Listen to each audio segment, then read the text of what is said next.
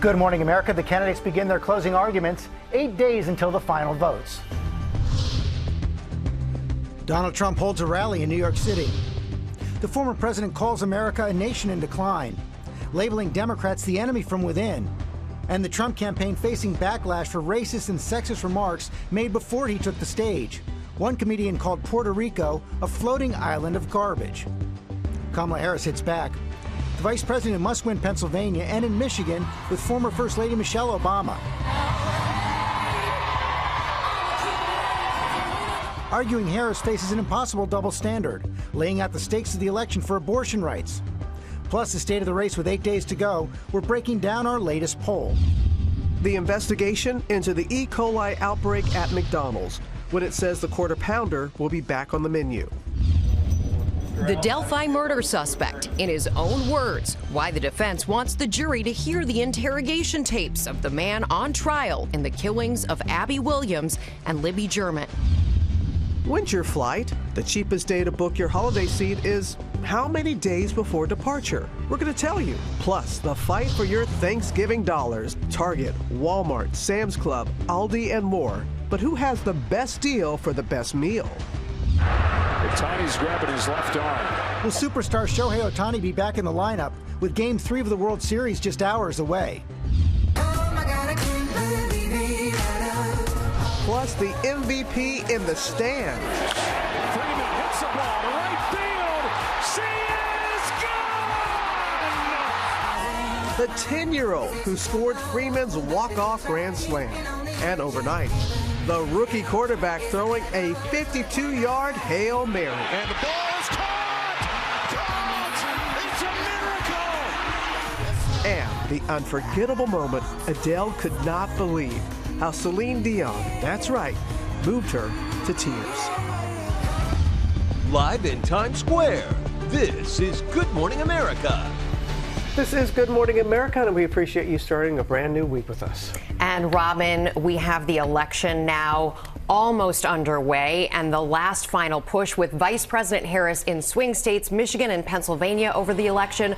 Former First Lady Michelle Obama is joining for her part of it, and former President Donald Trump here at a rally in New York City at Madison Square Garden with the election just 8 days away. Quite a choice there. It was a rally marked by profane and racist jokes, including the opening comedian who called Puerto Rico a floating island of garbage.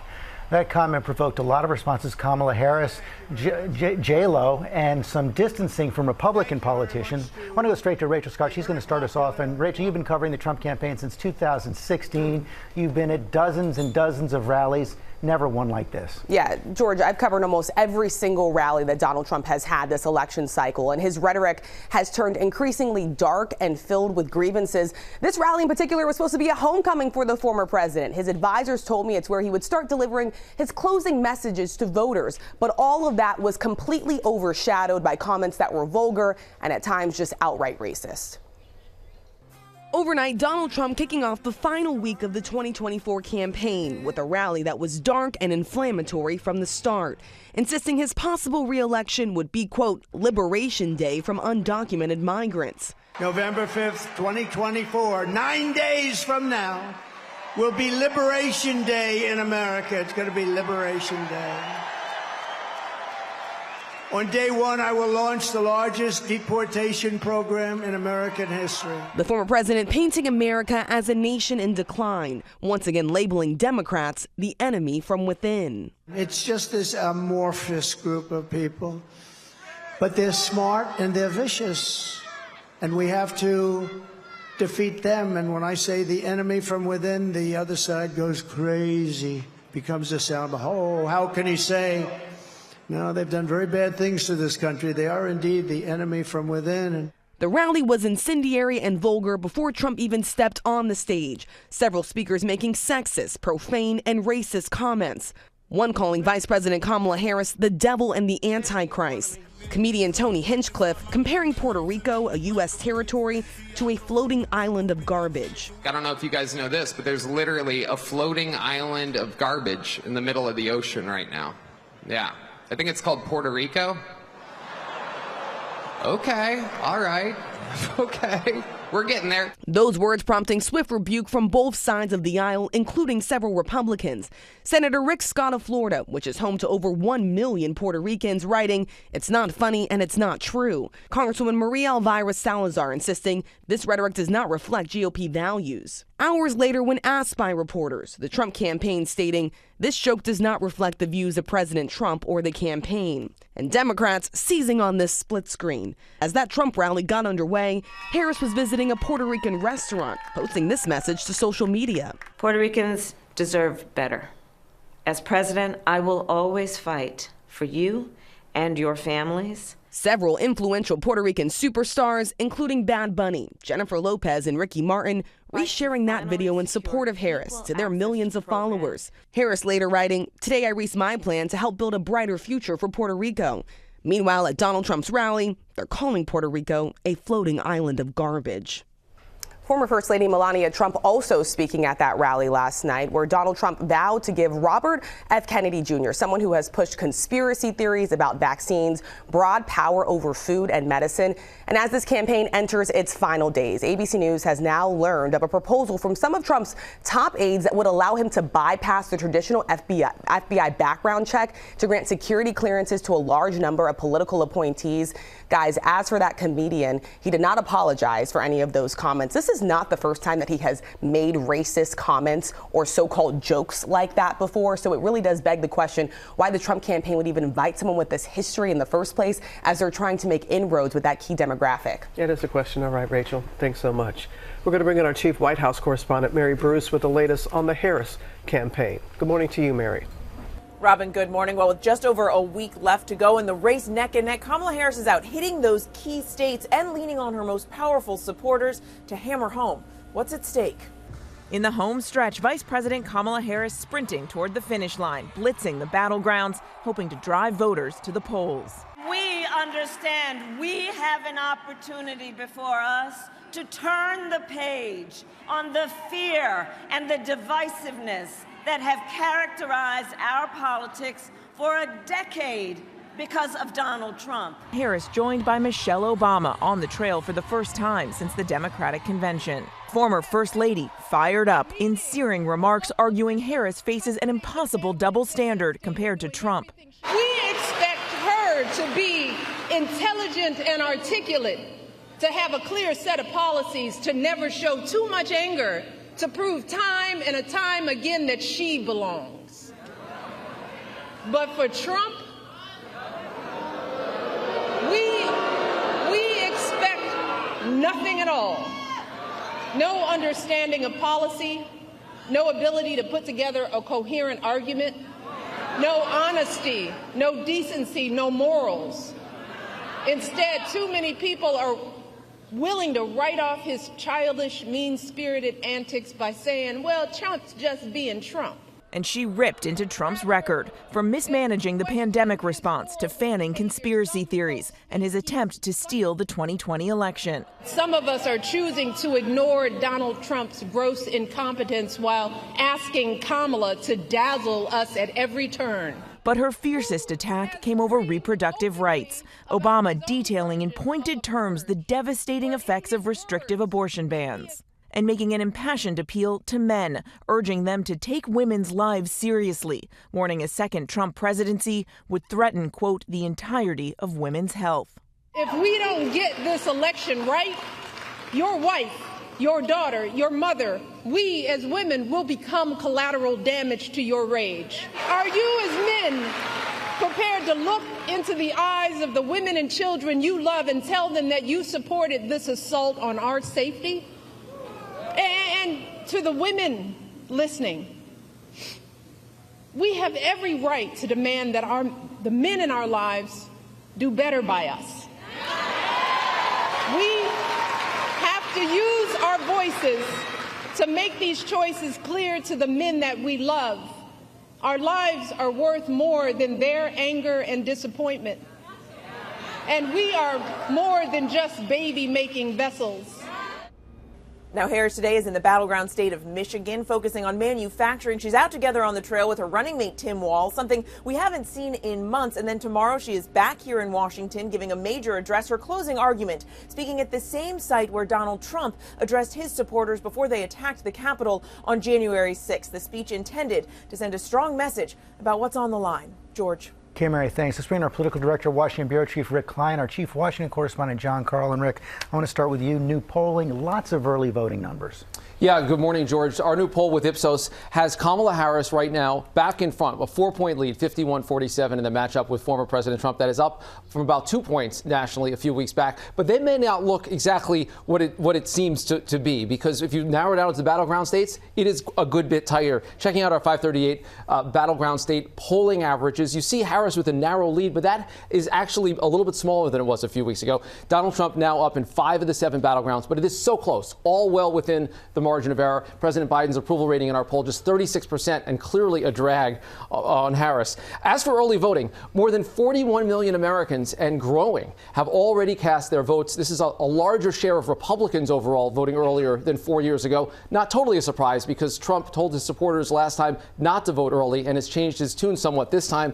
In some battleground states, we have some fresh numbers in Michigan, where the first weekend of early in-person voting just finished, and you can see the number of Republicans, likely Republicans, growing year over year. Now 39% of early voters. There's still more Democrats, but that is a shift. And in Arizona, we actually see more likely Republican voters than likely Democratic voters. Again, a shift from 4 years ago. But a lot of these votes, though, seem to be people that vote in every election. It's still too early to say who's going to win this election, because the people that are going to determine probably haven't voted yet, George. And Rick, more than ever before, perhaps in this election, it's unclear what the impact of this national poll really is. Yeah, and just to go back to our poll, 47% for Donald Trump. Well, to give you a sense, he got 46.1% back in 2016, and he won that election. 4 years later, he got 46.9%. That's 47% almost exactly, and he lost that election. So it could very much still go either way. And if we all know that the polls were off last time around, this is with the electoral map with the battleground states not assigned right now. It wouldn't take much of a swing, though, in the polling to have a big swing in the Electoral College. If the polls are off as much as they were in 2020, if they understated Trump's support all over again, this is what we're looking like. Trump with 312 electoral votes. But if they're off in the other direction, if they're understating Harris, much like they did in 2022 for Democrats, this is what we're looking like. So this may seem counterintuitive, but it's where we are. The polls are so close, it shouldn't come as a surprise to have something of an electoral landslide in either direction, George. Yeah, it's so hard to know where things stand, where things actually stand right now. Let me bring in John Carl. John, you've been covering Donald Trump even a lot longer than Rachel Scott, more than 2 decades. You went to Madison Square Garden. Longer than Rachel Scott's been alive, I think, yes. This really was something different. Look, I was there for about 6 hours yesterday. First thing I've got to say, Madison Square Garden was packed. People waited hours to get in. They sat through hour after hour of this rally. They were fervent in their devotion to all things Trump.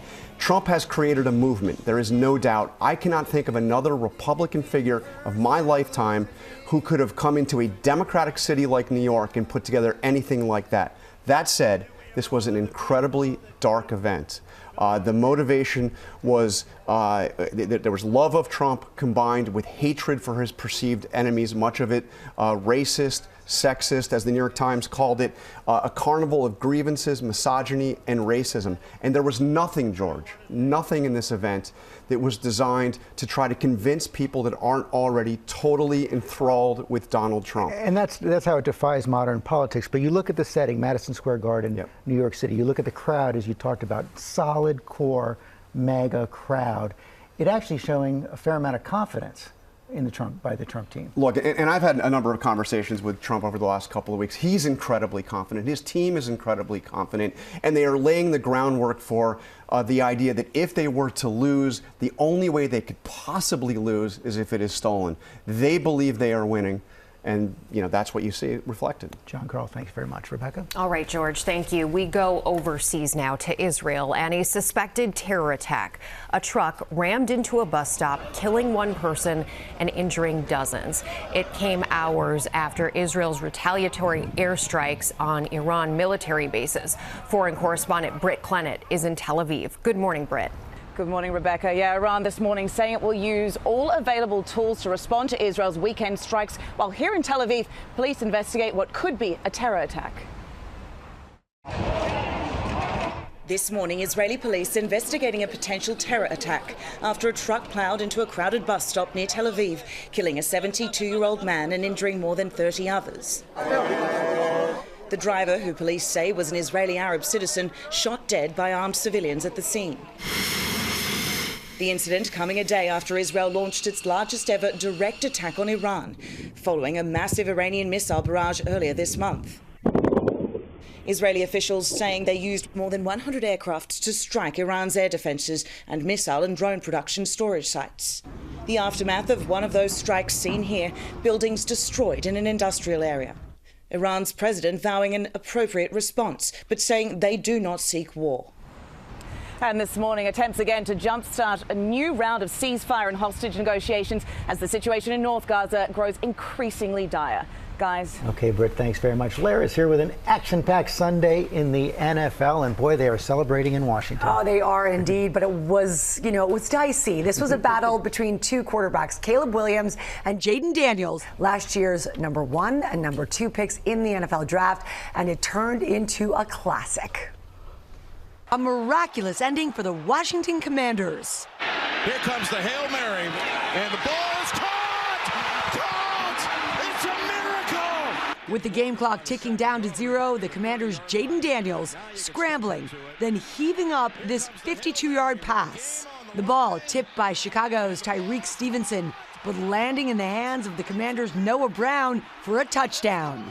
It's the easiest Hail Mary catch you'll ever see, giving the Commanders an 18-15 victory over the Chicago Bears. I'm excited because, that's kind of like a once-in-a-lifetime experience. Like, not too many people get to experience stuff like that.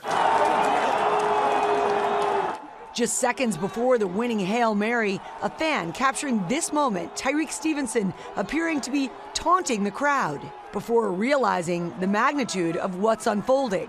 Tyreek apologizing after the game, writing, "To Chicago and teammates, my apologies for lack of awareness and focus. The game ain't over until the zeros hit the clock." Yep. He went on to write, "You can't take anything for granted. Notes taken, improvement will happen. A good but painful lesson." I'm glad he spoke up. The Pittsburgh Steelers host the New York Giants. That happens tonight. You can catch all of the action 8 Eastern right here on ABC and also on ESPN. As we saw, anything can happen. Yeah, that's the beauty of the sport. That is. And there's another game tonight coming up, the latest on Dodger superstar Shohei Ohtani. Injured, of course, in Game 2 of the World Series. What the team is saying about his status for tonight at Yankee Stadium. All eyes there, plus the investigation into the E. coli outbreak at McDonald's. And the latest in the Delphi double murder trial. The judge is ruling on the evidence the defense wants the jury to see. Who wants to get away for the holidays? We have holiday price drops for you.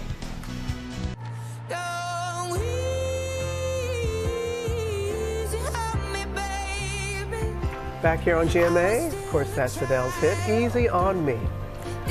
Her Las Vegas residency is about to come to an end after 2 years, and at her show this weekend, the Grammy winner got a big emotional surprise, and Larry's going to tell you all about it coming up. We're looking forward to that, following a lot of headlines right now, including the state of the race. Our new poll with Ipsos has Kamala Harris back in front, up 51-47 in the head-to-head matchup, up from a 2-point lead nationally a few weeks back. In the battlegrounds, Trump is in a slightly stronger position than he was a few weeks ago. Also, take a look at this. Surfers rushed to rescue some fishermen who were knocked off a jetty by a wave in New Jersey. The heroes were gathered for an event at a popular spot in the town of Avalon. Witnesses say the fishermen got back to shore safely. All right, take a look at this. A Timothée Chalamet look-alike event here in New York City. And look who showed up and surprised everyone. Yes, the screaming tells you, the real Timothée Chalamet. He posed for photos with some of his lookalikes, but the NYPD broke up the gathering because they didn't have a permit. Wah, wah, wah.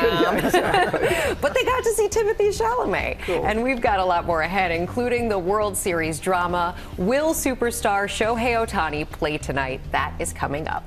Right now, we're going to get the latest on the McDonald's E. coli outbreak. The company ruled out beef patties as the source of the bacteria.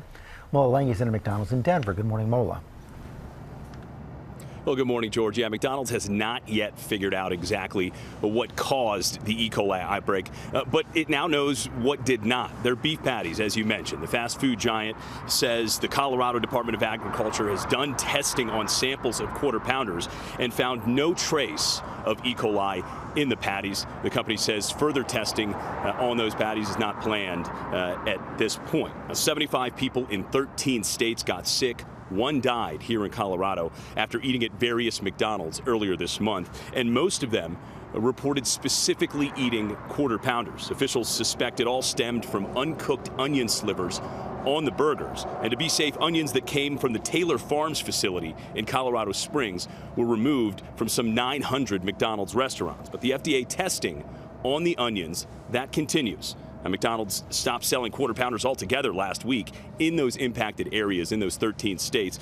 But now that the patties have been cleared, Quarter Pounder sales will resume without the slivered onions. Now, McDonald's says whatever the cause, it is now confident that the contaminated food, whatever it might be, is out of its supply chain and that it's now safe to eat at McDonald's, guys. All right, Mola, thank you. Glad to hear that. We are turning now to the Delphi murders case. The jury has been cleared to hear interrogation tapes of the suspect being questioned about the killings of 2 8th-grade girls. Eva Pilgrim is here with the latest. Good morning, Eva. Good morning, Rebecca. For the families of these 2 young teens, they've been waiting a long time for justice, for answers. This week, their families and that jury will hear how the accused killer responded when questioned by investigators. The man accused in the brutal Delphi, Indiana murders, in his own words, Richard Allen's defense team now requesting the jury hear tapes from 2 interrogations. Allen is on trial for allegedly killing 13-year-old Abby Williams and 14-year-old Libby German in 2017. He has pled not guilty. He became a suspect 5 years after the murders when a volunteer clerk who entered more than 14,000 tips into a database discovered a misfiled tip sheet. That tip from Allen himself 3 days after the murders. He went to police self-reporting that he was on the trail the day of the murders. The sheriff testifying that report fell in the cracks, leaving Allen hiding in plain sight. From the defense perspective, the fact that this tip was there and that it was miscategorized and not discovered until 5 years later really is strengthening their case, because every instance that they can find that this was not handled correctly always leads to reasonable doubts for the jury. Indiana State Police Lieutenant Jerry Holman taking the stand Saturday, revealing details from his conversation with Allen that happened during the search of Allen's home. Holman telling the jury he questioned Allen about an unspent cartridge found near the girls' bodies, a key piece of evidence in the case, saying Allen told him, "There's no way that round cycled through my gun. I don't know how it got there." Holman testifying Allen became increasingly agitated but denied any involvement despite being asked more than 20 times.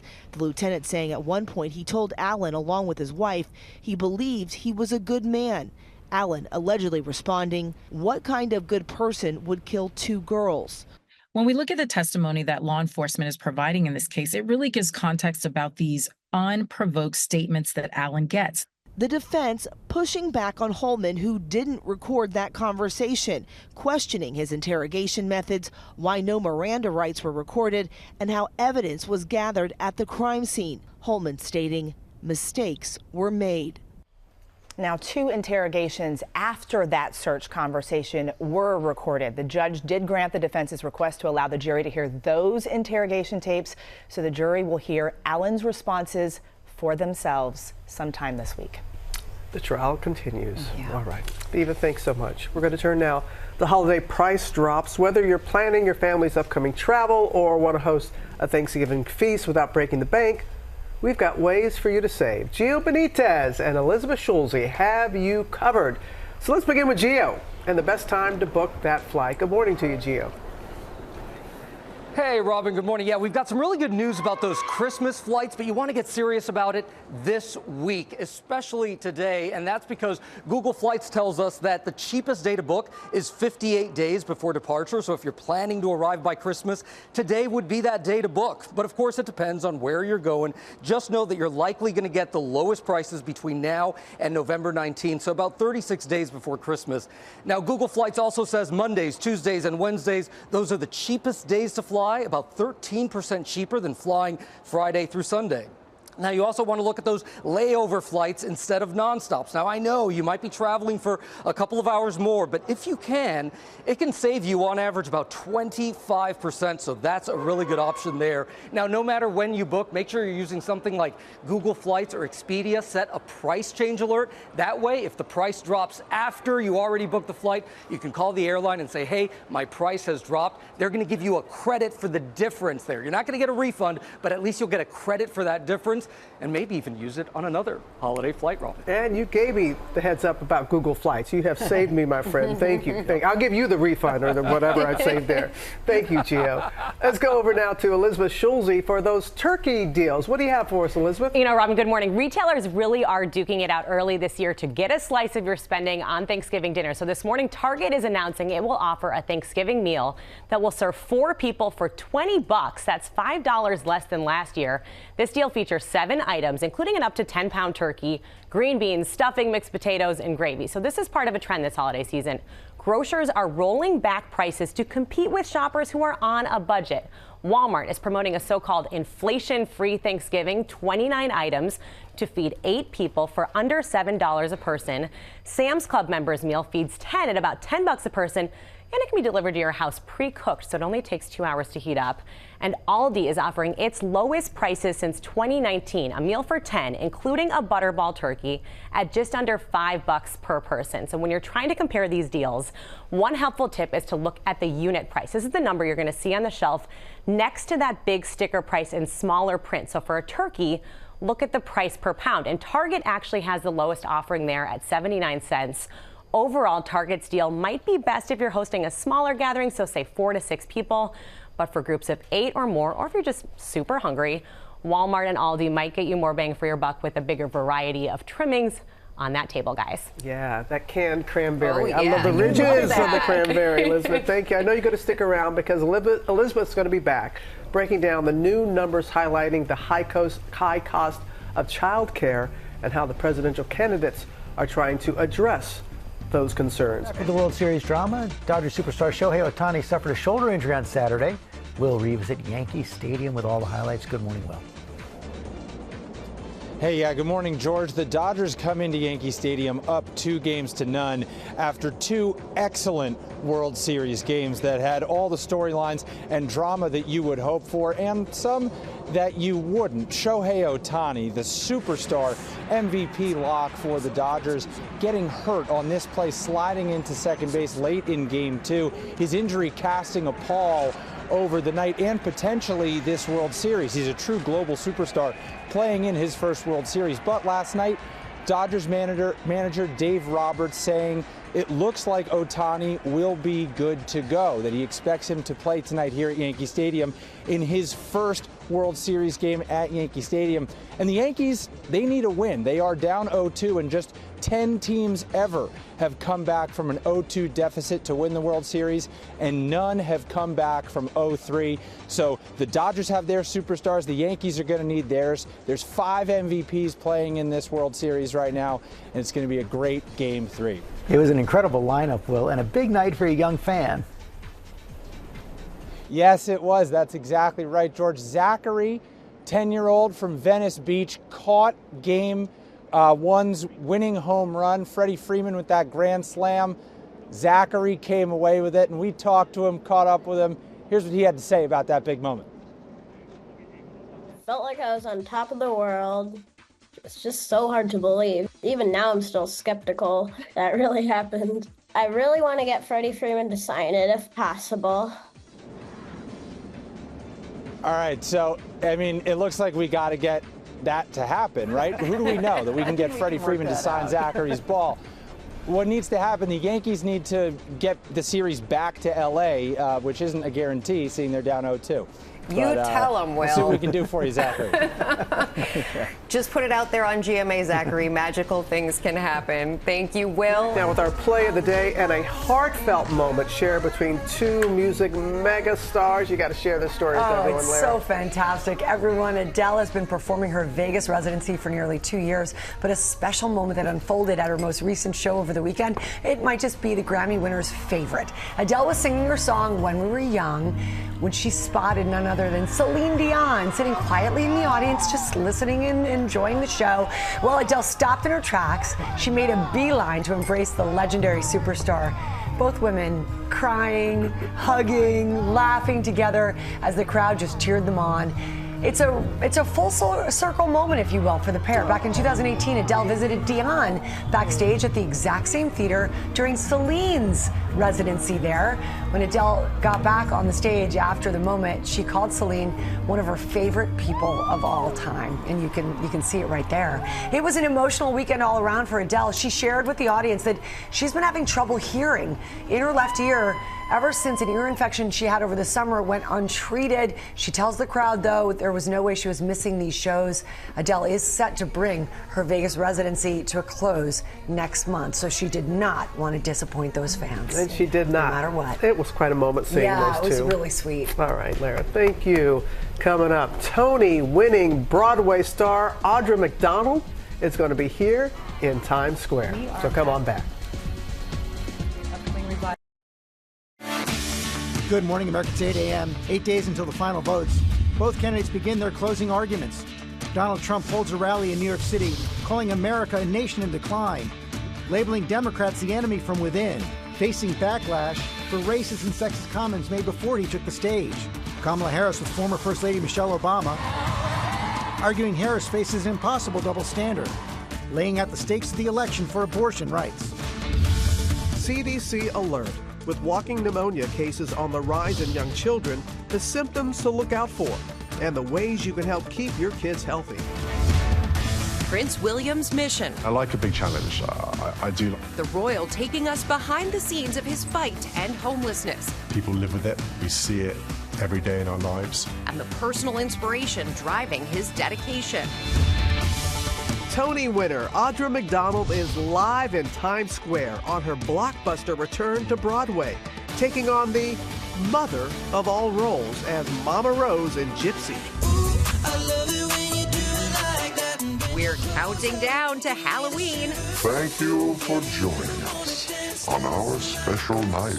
With scary good last-minute decorating ideas. As we say, Good Morning America. Live in Times Square, this is GMA.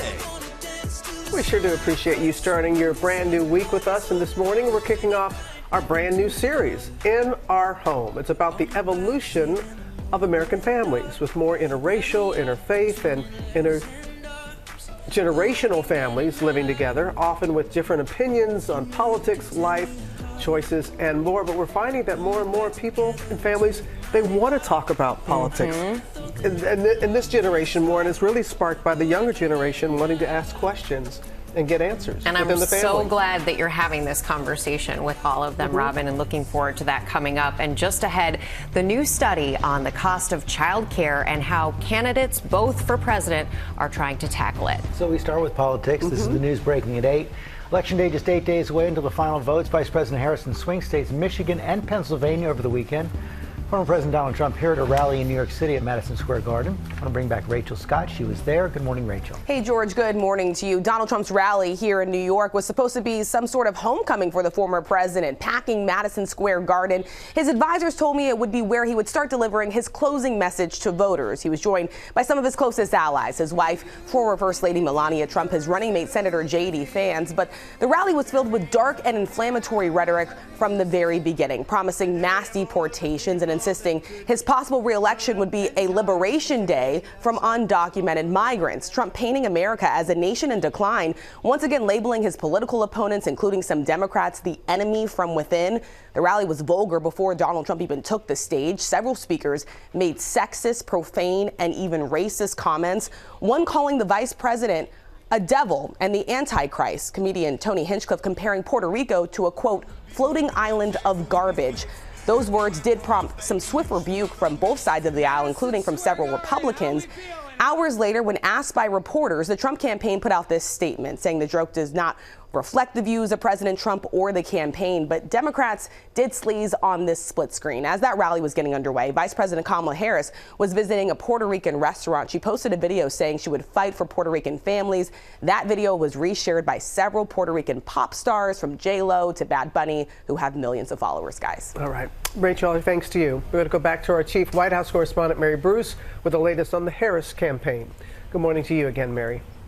Good morning again, Robin. Well, with this race now, the election just over a week away and the race neck and neck, Kamala Harris is out blitzing those key battleground states and leaning into her most powerful supporters to hammer home what is really at stake here. Over the weekend, she was out on the trail for the first time with Michelle Obama, and she was fired up. In searing remarks, the former First Lady argued Kamala Harris faces an impossible double standard when compared to Donald Trump, saying the vice president is expected to have a clear set of policies, to be articulate and never show too much anger, while Trump, she argued, has no clear policies and no decency, and people are willing, she said, to write off his mean-spirited antics. But Michelle Obama's sharpest attacks came over the issue of abortion. The former First Lady detailing in pointed terms the devastating effects of restrictive abortion bans, and she made an impassioned appeal to men, urging them to take women's lives seriously, warning a second Trump presidency would threaten, quote, the entirety of women's health.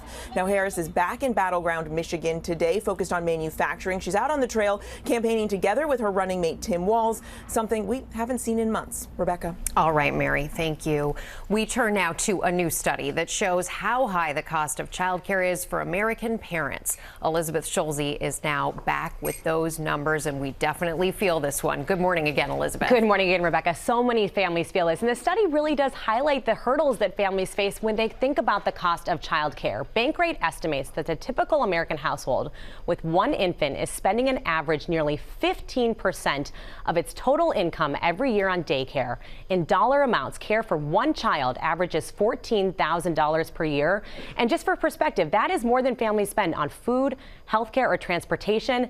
The only other expense that costs more on average is housing. And this is a topic on the campaign trail. Vice President Harris says that families shouldn't pay any more than 7% of their income on childcare, so half the current amount. She wants to dramatically expand the child tax credit. Former President Trump has suggested that tariffs could help pay for high child care costs, but he hasn't given any details about exactly how. The bottom line for many child care centers is that they are struggling from a lack of federal funding and from staffing shortages, and they have been forced to pass on those higher costs to so many families. Guys. Okay, Elizabeth, thanks very much. Coming up in our GMA morning menu, the new CDC warning about young kids with walking pneumonia. Dr. Darien Sutton is here with the symptoms to watch for. Also ahead, a behind-the-scenes look at Prince William's work on behalf of the homeless and how his mother, Princess Diana, inspired his mission. And we're counting down to Halloween with a trip inside Lori's laboratory to create DIY decorations. And Lara is with a very special guest. Oh, to say the least, Robin, I am with Broadway superstar Audra McDonald. She has more performance Tonys than anyone else in Tony's history, and she's making history again. I just dropped my paper. I'm so excited. She's got a new role in Gypsy. We're going to hear all about that and so much more from this Broadway legend coming up on Good Morning America.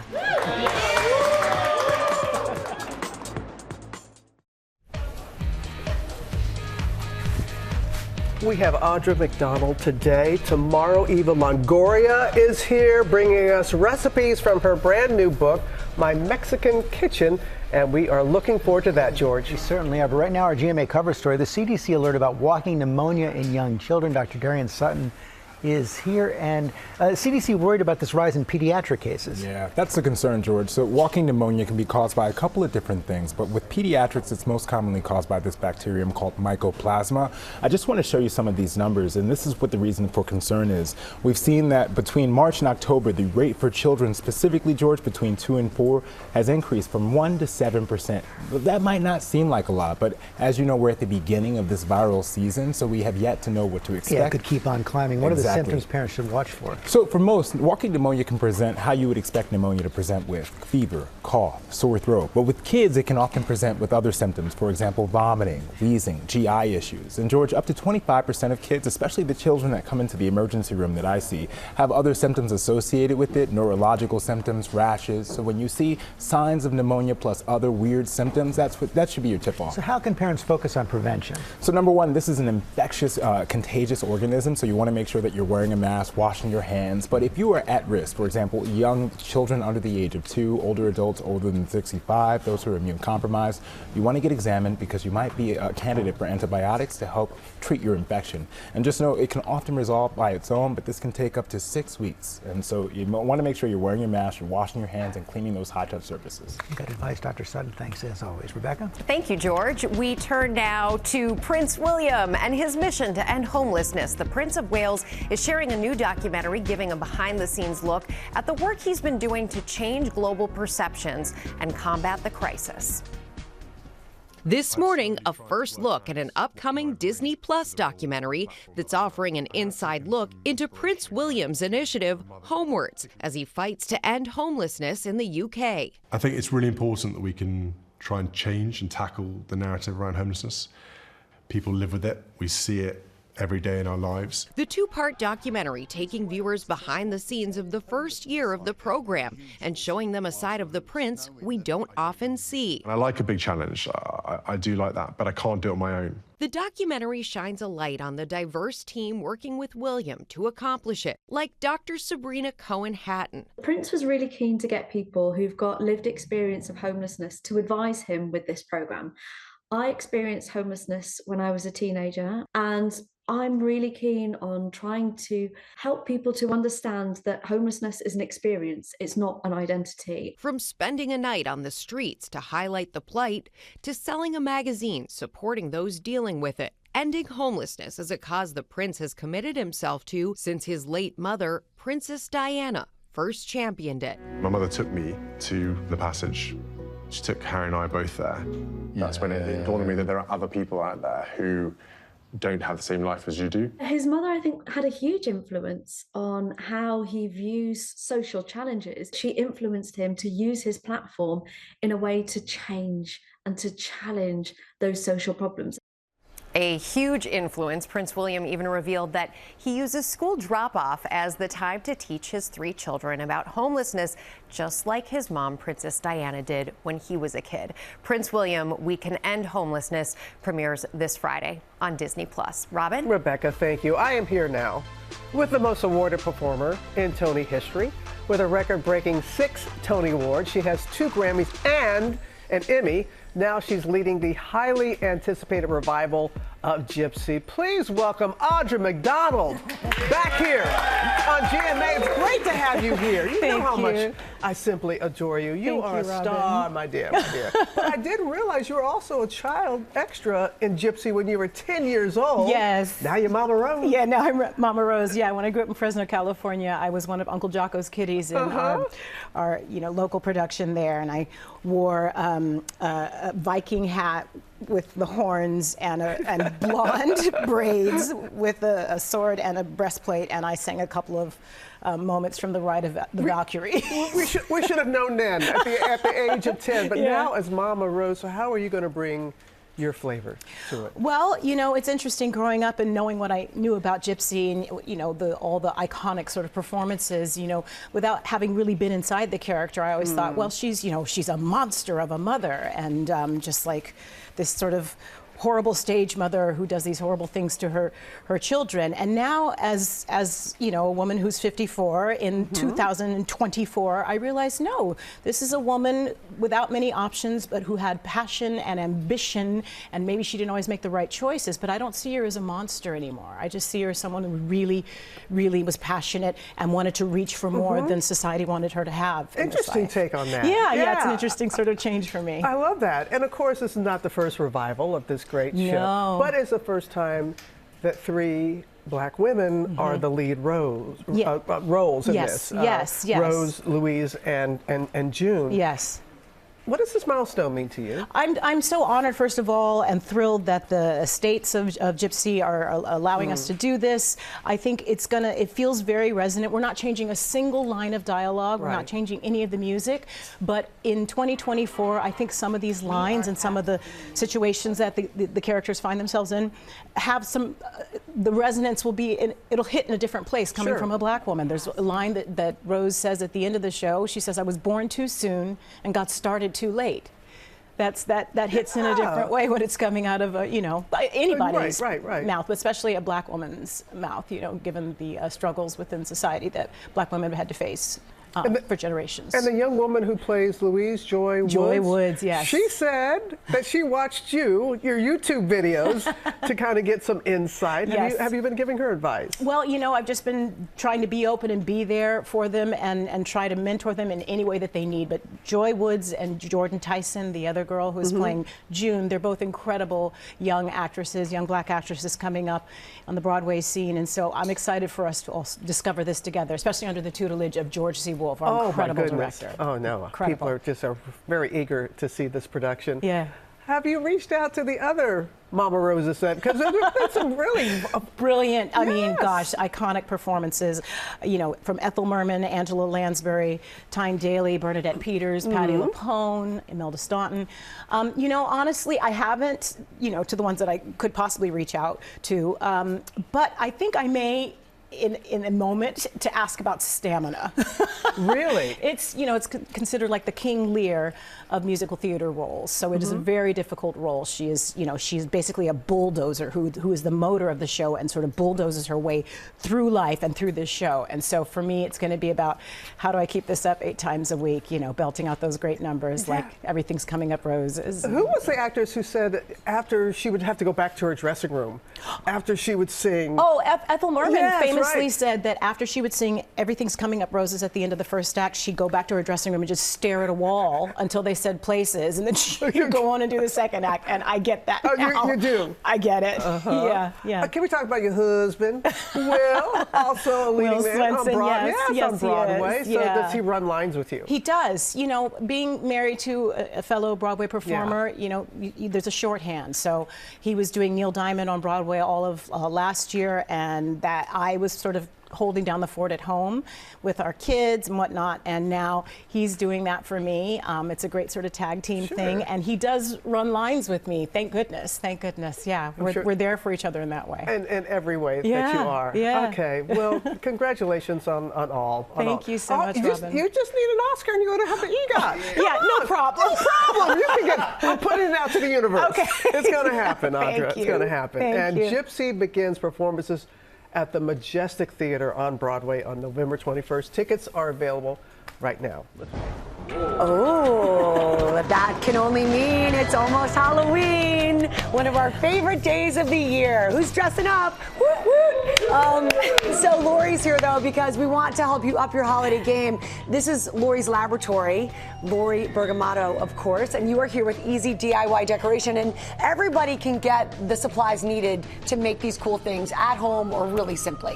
Exactly, Lara. And what we did, Lori's Lab, we're going to be here all week, by the way. I love Lori's Lab. What we did was we saw what was going viral online in the decor space for Halloween. Yep. And Lori's Lab tested it out. So we had some failures, but we only brought you the hits. I love that. And thank you for doing that for us. We really appreciate it. And to your point, the supplies you have at home, or if you don't, they're all affordable and very accessible at craft stores, hardware stores, garden supply centers. Literally, like sometimes even at your gas station. So let's start with these shadow bats. I love this idea. Okay, so very easy. All you want to do is you can get an image of a bat, off the internet, trace it. What we did is we used adhesive-backed felt, and that way you just need one step. You cut them out, so then they'll look like this. We're going to peel this off, and if we can dim the lights, please.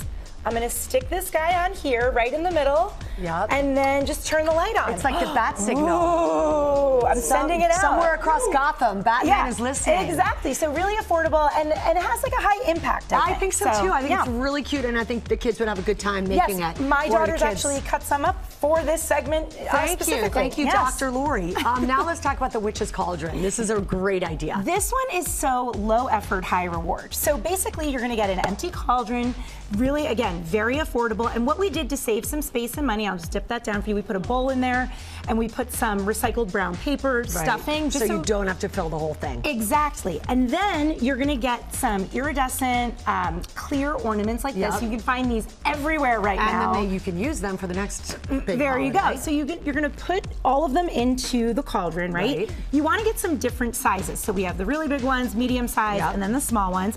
You take a hot glue gun, Lara. You're just gonna do a little dot here. You're gonna fill it up.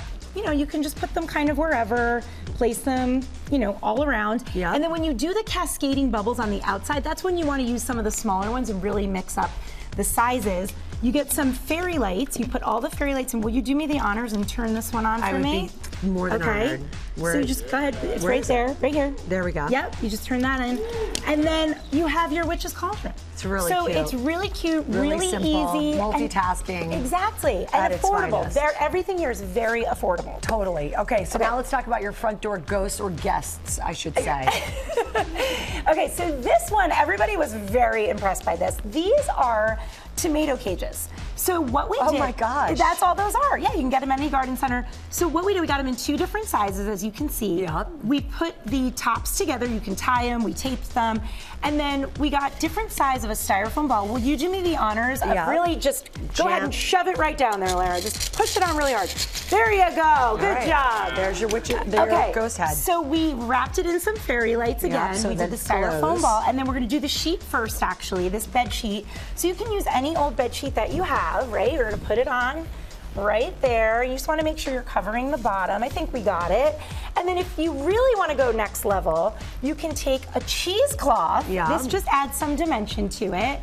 And we used some fabric stiffening spray to give it that extra crinkle. And then Lara, if you will do the honors, we used that adhesive the same back thing felt. as the bats. So there these you are the go. little stickers. So you'll give him some eyes. Eye. There you go. And a mouth. And again, really fun, really easy. Slightly off kilter. We got these from so many different creators. At Home with Shannon. I Lots like of people, him. all on the internet. These were the wins, you guys. I love it. They're Happy so Halloween. great. So look how easy we did that. Thank Easy you, and Lori. fun. Thank you. Love it. Lori's Lab continues, everybody. We're going to have more when we're back with Lori in the laboratory trying some of the hottest viral Halloween food trends. I love that. And then what else is happening? We've got our series In Our Home about how American families are evolving, including yours. Stay with us on Good Morning America.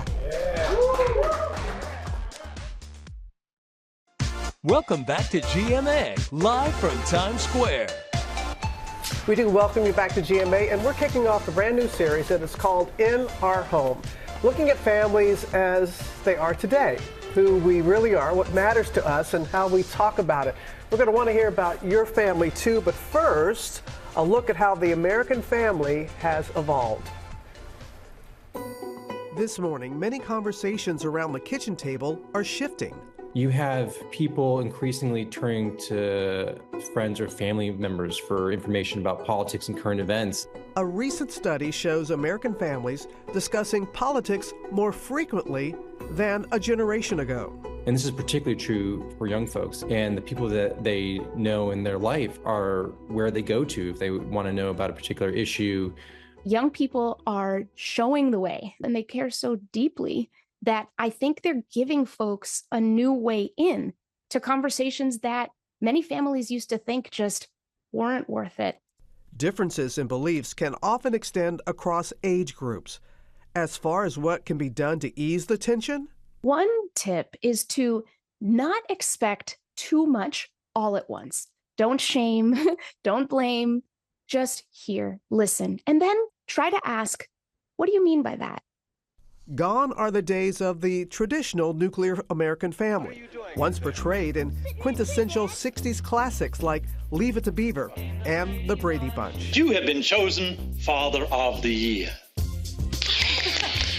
Then, a mix in the 70s from provocative sitcoms like All in the Family to the PBS docuseries An American Family, challenging conventional views of middle-class life. You knew what you were going to get into when you had 5 kids, or you should have had some idea. The 80s and 90s bringing unique dynamics with hits like Married with Children, The Cosby Show, and Full House. Now is when we really need to stick together. The evolution of TV continuing in the 2000s, transforming with blended families in the long-running series Modern Family. Coming in. Don't worry, Dad. Nothing gay going on here. Most recently, shows like Fresh Off the Boat, The Connors, and Blackish, reflecting a more diverse America. To my husband, Senior Vice President. Yes. According to the U.S. Census Bureau, only 18% of households in 2022 consist of a married couple with children, down from 40% in 1970. We're seeing an absolute dramatic rise in households where it's someone who's single, not in a relationship. Part of the household affordability crisis is made worse by the fact that people are getting married later and they don't have that extra income. The average age for marriage boosting to 30 for men and 28 for women, up from 23 and 21 respectively in the 70s. We're seeing this really significant shifts in these sort of personal life priorities. And instead, we're seeing academic pursuits and professional pursuits are taking the place. The household median income now just over $80,000. A recent Federal Reserve study reveals 1 in 6 Americans have bills they can't pay, with childcare listed as a top expense for many. We need to give ourselves grace. Within the American family, which is growing more diverse on so many spectra, what if the family is that space where you are most likely to be seen and heard? We have a lot to learn. The learning never ends.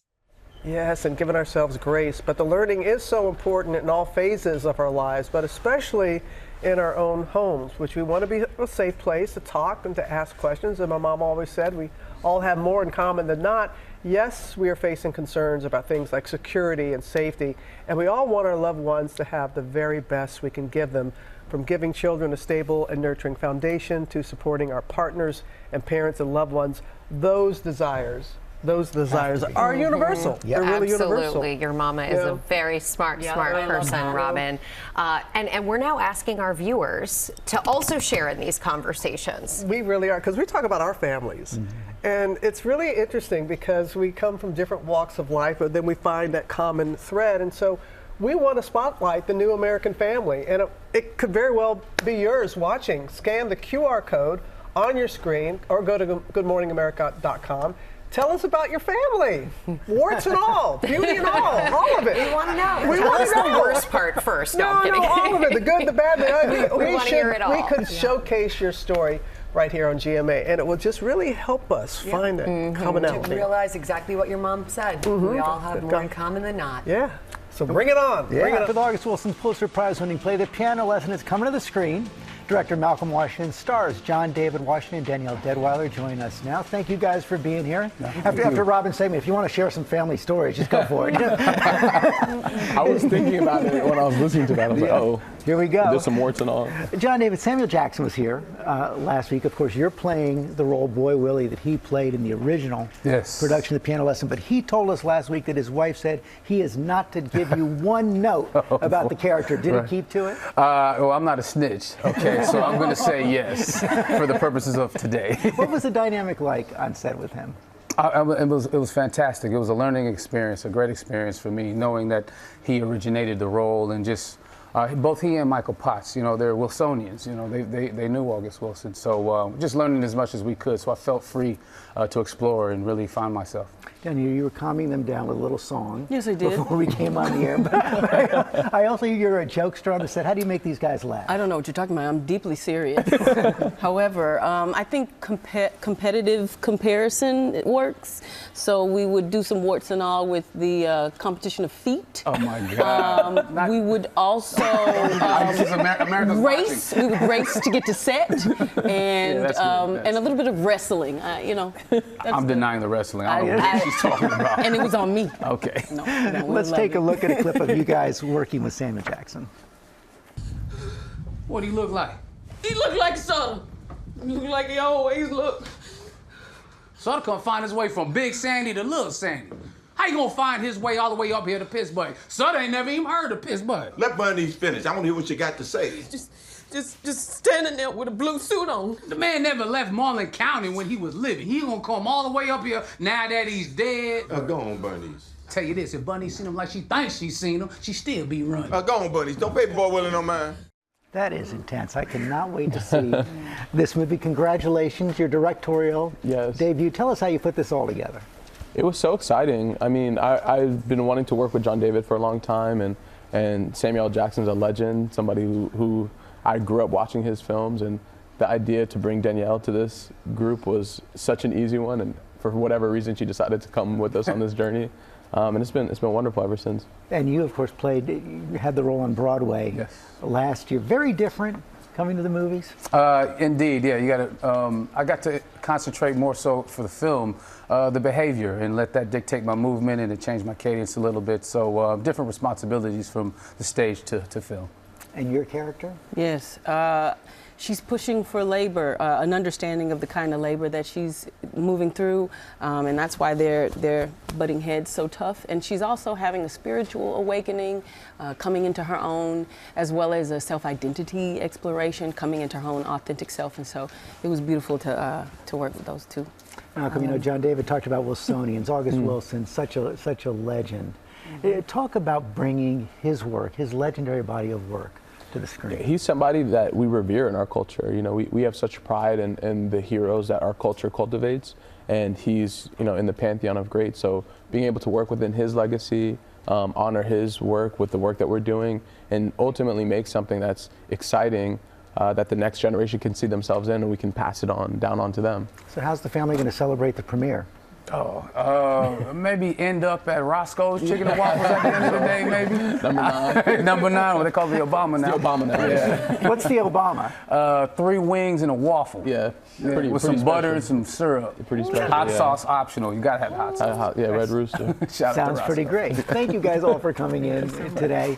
The panel lesson is in select theaters on November 8th. Streams on Netflix November 22nd. All right, we're going to turn out to Las Vegas, getting revved up with Formula One racing approaching, and Lori is back with this one. Hey, Lori. Hey, that's right. Formula One is so exciting. It's full of energy and fast pace, just like the city itself. This segment is sponsored by Visit Las Vegas, and they gave me the scoop on what's new and fun. And Formula One goes racing on the streets of Las Vegas. Buckle up, Formula One fans. The Las Vegas Grand Prix is back for another lap. We have these cars going 215 miles an hour down the most famous boulevard in the world under the neon lights of Las Vegas. There's nothing more exciting in the world. The action-packed weekend revving up to be quite the spectacle for our sponsor, Visit Las Vegas. We met up with the regional president for Caesars Entertainment, Sean McBurney, to dish all about it. Tell me how all of the hotel groups are participating in this super exciting event. You can walk out your front door and you're in the heart of the experience. The celebrity activations, the food and beverage experiences at all the resorts everywhere from downtown to the center of the Strip is really unlike anywhere else in the world. From thrilling opportunities to unlock your inner racer to restaurants just a drift away. Is it too late, or can we still get in on the fun? It's booking fast. There's still tickets available, and there are hotel experiences available for everyone. You feel the noise when they go by. It's absolutely incredible. I got a look at one of the most exclusive viewing locations from the terrace of the Nobu Villa in Caesars Palace. So many properties on the Las Vegas Strip have spectacular views of the race. So you can see from one of the viewing areas, you can see the race from one of the hotel rooms. The options are limitless. But you don't have to wait until race weekend for a good time. Everyone should release their inner child, and Las Vegas has the perfect spot to do it.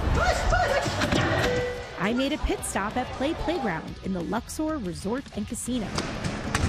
This interactive destination is full of games and photo-worthy activities. An adult bounce house? Yes, please. One condition, no kids allowed. I'm never leaving. There's adventure around every turn. And under the neon canopy of the historic Fremont Street. This is where all of Las Vegas started, the Golden Gate Casino. It was the first brick cement building in all of Las Vegas. For free, visitors can check out the Viva Vision light show on the largest LED screen in the world. Wow. Jeff Victor is the CEO behind the Neon City Festival happening F1 weekend. We have over 30 bands. It's a festival without fences, meaning that it takes place all throughout downtown, and you can just bounce from neighborhood to neighborhood and see and hear and eat different things. Let the good times roll into the night. Let's take it back to the 70s, where disco was all the rage. The Spiegel World Disco Show at the Link is a blast to the past. This immersive experience makes you a central character. The show celebrates the biggest hits that ignited a decade. And once you leave the floor, take a breather to refuel. After a long day of fun, the dancers need their fuel, and so do I. Cheers. So much fun. Thanks to our sponsor, Visit Las Vegas, for the ultimate tour around town. There is still time to get in on the Formula One fun, but if you can't make it for the big race, Las Vegas is always ready to welcome you. They sure are. Thank you, Lori. That was really fun.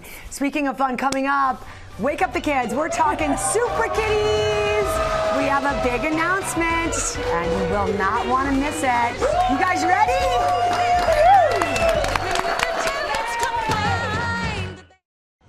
Yay! Okay, we are back now, and we've got a crew of Super Kitties super fans here with us. It is the animated show about 4 superhero kittens, and it is huge with the preschool and kindergarten crowd, including my girl, who's here with us this morning as well. There are new Super Kitty shorts streaming on Disney+. Take a look. Super Kitties! Super Kitties, the Disney Junior hit, a top 10 series for preschoolers this year. Super Kitties pounce! From TV to toys, even hit Halloween costumes, these kittens are the cat's meow. Let's see who needs our help. The show following the adventures of 4 superhero kittens, Ginny, Sparks, Buddy, and Bitsy, who are on a mission to make their town of Kittydale a more caring and possum place. We've been really happy about the success of Super Kitties, and we think part of that is because our kitties really display empathy and model a different type of superhero. We're strong. We're kind. And next month, a new batch of Super Kitties Super Adventure shorts are coming to Disney+, and GMA has a sneak peek.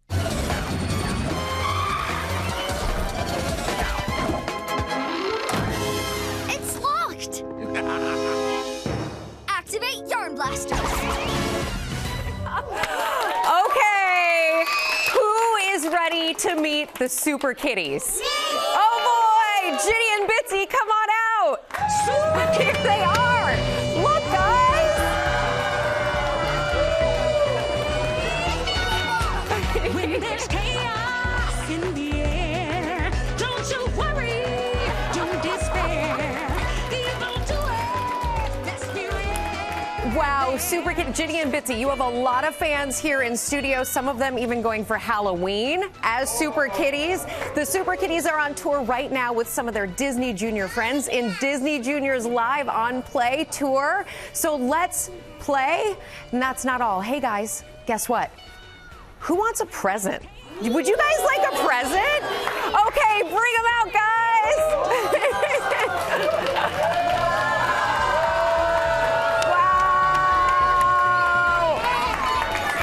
Okay, so everybody is getting one. This is just to show you what they look like, but all of you are going home with these prizes. Ginny and Bitsy, how are you feeling? Super excited? Kids, how are you feeling? Yay!